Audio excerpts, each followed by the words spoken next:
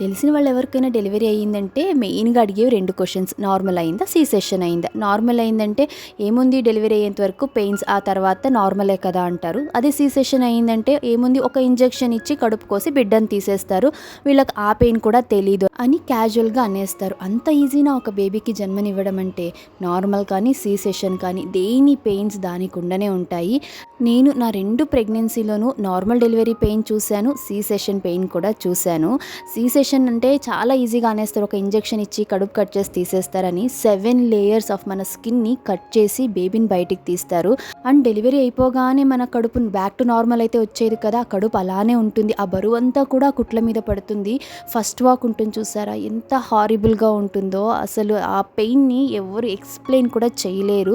దగ్గాలన్నా, తుమ్మాలన్నా, నవ్వాలన్నా, breath చేయాలన్నా, అంతెందుకు మన బేబీని ఎత్తుకొని పాలివ్వాలన్నా కూడా ఎవరో ఒకరు సపోర్ట్ లేకపోతే హైలీ ఇంపాసిబుల్. అంత హారిబుల్ పెయిన్ అయితే ఉంటుంది. ఆ రికవరీ ఫేజ్ అనేది చాలా డిఫికల్టే.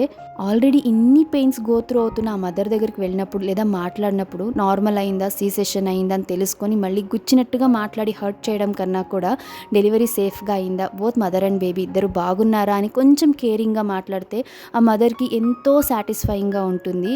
మీరేమంటారు? అండ్ మీ డెలివరీ అప్పుడు కూడా ఇలాంటి క్వశ్చన్స్ మీరు ఫేస్ చేశారా అనేది నాతో కమెంట్లో షేర్ చేసుకోండి. అండ్ నేనెందుకు సెకండ్ డెలివరీ సి సెక్షన్ చూస్ చేసుకున్నాను అనే రీజన్ మన యూట్యూబ్ ఛానల్ లాంగ్ వీడియోలో డీటెయిల్గా షేర్ చేశాను. ఇంట్రెస్ట్ ఉన్న వాళ్ళు ఒకసారి చెక్ చేయండి. బాయ్.